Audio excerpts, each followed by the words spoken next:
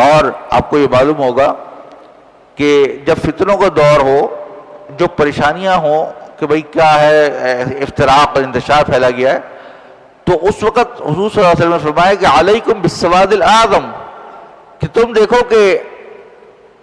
امت مسلمہ کے اکثریت کس طرف کہہ رہی ہے۔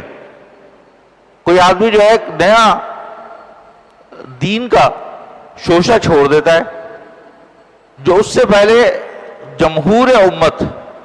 کے اندر وہ چیز نہیں تھی، جمہور امت سے ہٹ کر کوئی بات کرتا ہے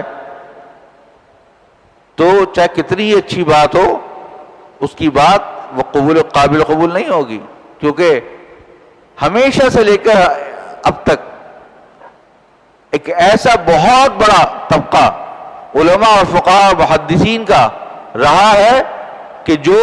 تمام تشریحات قرآن پاک اور احادیث کی بیان کرتا رہا ہے۔ تو یہ کون نئے صاحب آ گئے کہ جنہوں نے اپنی نئی تحقیق کر لی جو جس سے پہلے کسی کو پتہ ہی نہیں تھا؟ نکلتا رہتا ہے نا بہت سارے مفکر اور دانشور کہ جو وہ کہتے ہیں میں نے قرآن پاک کی نئی حدیث یا نئی تفسیر بیان کی ہے اور نئی طریقے سے تفسیر کر رہا ہوں، نئی باتیں بتا رہا ہوں۔ کوئی ضرورت نہیں ہے۔ ہمارے پاس جو متواتر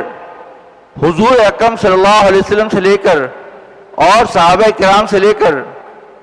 اور اس کے بعد تابعین، تبع تابعین، اور پھر اس کے بعد اولیاء اللہ اور علماء کرام اور محدثین کرام سے لے کر اب تک اتنا مواد مستقل متواتر طور پر چلا آ رہا ہے جو ہماری زندگی گزارنے کے لیے کافی ہے، تو ہمیں کسی چیز پر جانے کی ضرورت ہی نہیں ہے۔